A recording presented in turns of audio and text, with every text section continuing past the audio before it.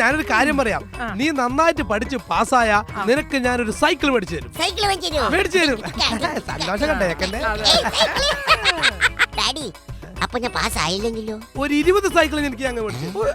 നിങ്ങളിത് എന്തോന്നാ കുട്ടിയോട് പറഞ്ഞു കൊടുക്കണത്? തോറ്റ കഴിഞ്ഞാൽ പ്രോത്സാഹിപ്പിക്കാനോ തോൽക്കാൻ വേണ്ടിട്ട്? 20 സൈക്കിളൊക്കെ വാങ്ങിക്കൊടുക്കും പറഞ്ഞേ. ജയിച്ച ഒരു സൈക്കിൾ, തോറ്റ 20 സൈക്കിൾ. ഇത് എന്തെന്നാ ഇത്?